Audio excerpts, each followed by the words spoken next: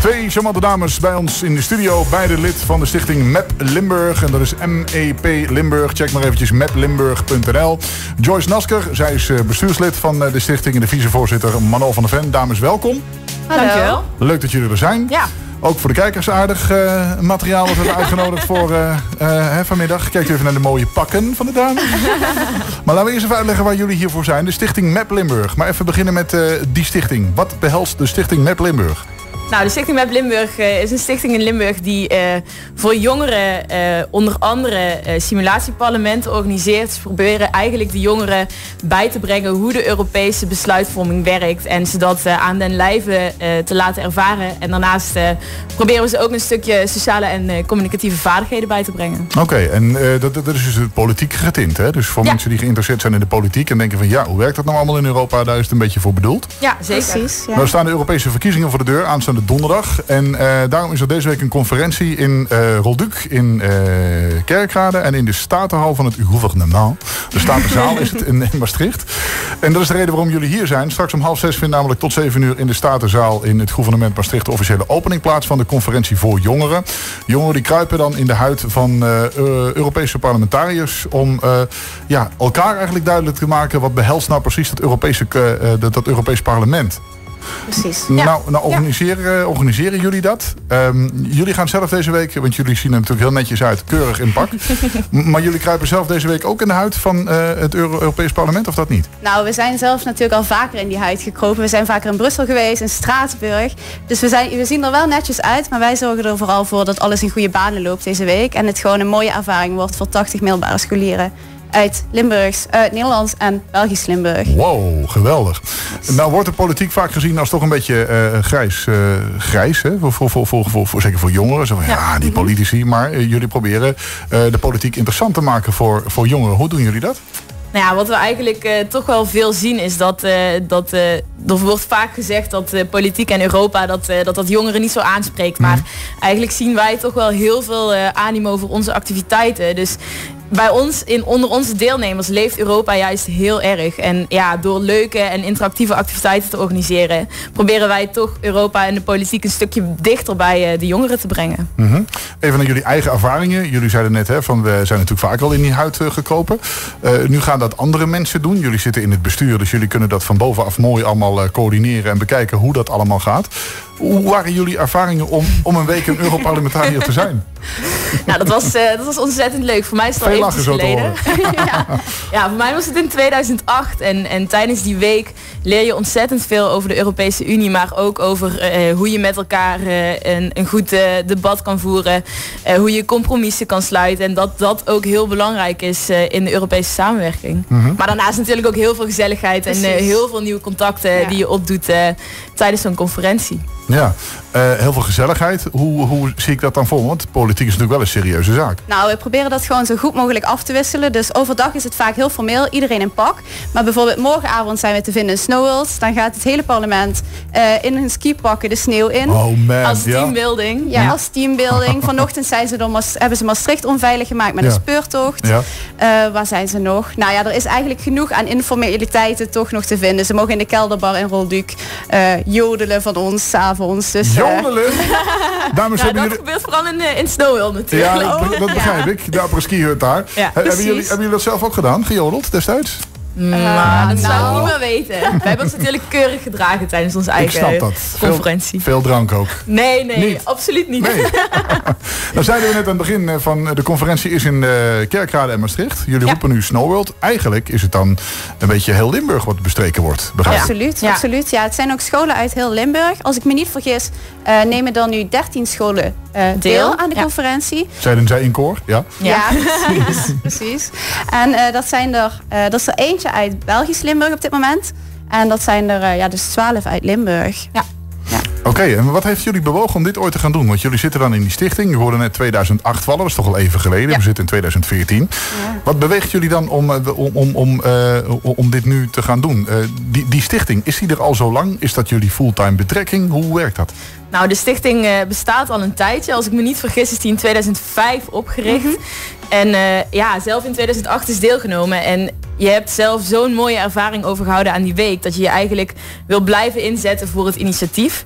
En het is niet onze fulltime betrekking. We doen dit naast onze studies, want het gehele bestuur bestaat ook allemaal uit scholieren en studenten. Dus onder het motto voor jongeren, door jongeren. En dat is eigenlijk hoe wij in het bestuur zijn gekomen. Ja, jullie studeren beide nog. Wat doen jullie, Manon? Ik studeer rechten in Nijmegen. Oké, Joyce? Ik ben bezig met afstuderen voor cultuurwetenschap in Maastricht. Wow, afstuderen, dus dat betekent binnen een paar maandjes is het klaar? Ja, volgende maand hopelijk. En hoe gaat het goed? Sta je er goed voor? Ja, we mogen het hopen. Maar kunnen trots zijn? Nou, ik vraag het even. Je weet het niet, hè. Dadelijk is het ellende, dat moeten we niet hebben natuurlijk. Nee. Dames, even terug dan naar de politiek. Als ik hoor politiek, denk ik aan discussie, debat, debatteren, Angelen met elkaar. Wij ook. Gebeurt dat? Ja? Ja, dat gebeurt eigenlijk de hele week. Ja. De deelnemers beginnen op maandag met het opstellen van een resolutie, noemen wij dat dan. En dat betekent eigenlijk dat ze elke groep deelnemers krijgt een Europees getint probleem voorgeschoteld. En daar dienen ze zich dan 3 dagen over te buigen. En op de laatste dag vindt er een heel groot debat plaats in de Statenzaal, ook weer in Maastricht. In het dat is donderdag dus? Ja. Donderdag, inderdaad. En dan wordt er gekeken of het hele parlement zich kan vinden in de verschillende resoluties die zijn opgesteld. En dan gaan we naar Brussel om daar even onze bevindingen neer te leggen? Nou, de beste leerlingen die worden geselecteerd om ook deel te nemen aan de nationale MAP-conferentie. Ja. Die eigenlijk landelijk georganiseerd wordt en waaruit uit elke provincie de beste deelnemers komen. Maar daarnaast organiseren we bij MAP Limburg ook reizen naar Brussel, naar Straatsburg. Meeloopdagen met Tweede Kamerleden en ga zo maar door. Oh, geweldig. Dus jullie hebben ook contacten daar in Den Haag? En die hebben wij zeker. Maar dat is serieus dan, hè? Wie hebben jullie bijvoorbeeld ontmoet? Noem eens wat, ooit Rutte ontmoet? Nou ja, Rutte niet, maar bijvoorbeeld mensen bij de Raad van Europa, Europese rechters uit Nederland die in Straatsburg zitten, Europarlementariërs. Zo komen er ook vanmiddag, dat is misschien nog wel leuk om te zeggen, tijdens de opening komen 3 kandidaat Europarlementariërs langs. En die zullen ook met elkaar in debat gaan. Dus dat zijn Jeroen Lennaerts, Geert van der Varst en Joost van der Akker. Okay. En de deelnemers krijgen dan ook de kans om met hun in debat te treden. Dus de echte parlementariërs ontmoeten onze parlementariërs, om het zo maar te zeggen. Oh, geweldig. En hoe wordt nou, want het Europees Parlement voor deze week, voor die conferentie, dat is natuurlijk samengesteld. Jullie zitten daar niet in, maar jullie trekken een beetje die kar, om het zomaar om wat onsympathiek te zeggen. Hoe word je nou gekozen om in dat parlement te zitten? Want er zit natuurlijk nu, deze week zit daar een clubje in. Hoe is dat clubje tot stand gekomen? Nou, dat wordt dus op elke school een schoolvoorronde georganiseerd. En als jij het gewoon leuk vindt, mag je meedoen aan die schoolvoorronde. En die wordt dan weer door oud-deelnemers georganiseerd. Dus het is echt zo'n overgeefproject eigenlijk. Het wordt doorgegeven, het initiatief. En van elke school worden dan 6 leerlingen gekozen. En die 6 leerlingen worden dan weer over commissies verdeeld. En die commissies, die zijn dus net als in het Europees Parlement. Ja, en we hebben daarin ook in die schoolvoorrondes heel veel steun van onze schoolcoördinatoren. Op elke school is een docent die het MAP een warm hart toedraagt. En die dus voor ons samen met oud-deelnemers de schoolvoorrondes organiseert. Ja, en wanneer wisten de parlementariërs dat ze erin zaten? Dat verschilt per school. Sommige scholen hebben al in december de knopen doorgehakt. Andere pas 1,5 maand geleden. Maar in ieder geval allemaal ruim op tijd om goed voorbereid te zijn. Ja. Nou, spannend allemaal, zeg. Zo dadelijk om 5:30 de opening. Het duurt de hele week tot en met aanstaande donderdag. Staat de zaal in het gouvernement. Dat is mooi. Het gouvernementsgebouw leent zich daar ook geweldig voor. In Rolduc, in Kerkrade. Hoe zie ik dat dan? Want donderdag de finish in Maastricht. Ja. Wanneer zit men dan in Rolduc? Leg eens even uit hoe dat gaat. Nou, de rest van de week zitten we eigenlijk op maandag beginnen we in Maastricht. Dus vanochtend heeft een teambuilding plaatsgevonden.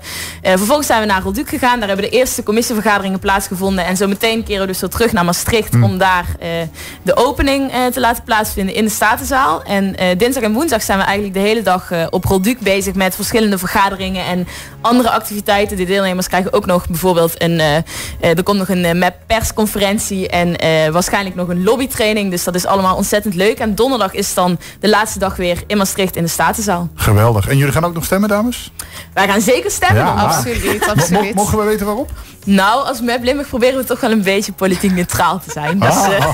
Dat zijn net burgemeesters, hè? Die mogen ook niks zeggen. Ja, maar willen de deelnemers natuurlijk geen mening opleggen. Nee. We willen ze graag hun eigen mening over Europa laten vormen. Oké, www.maplimburg.nl, website waarop je alle informatie vindt. Mensen die dit nu horen, die kunnen we verwijzen naar die site.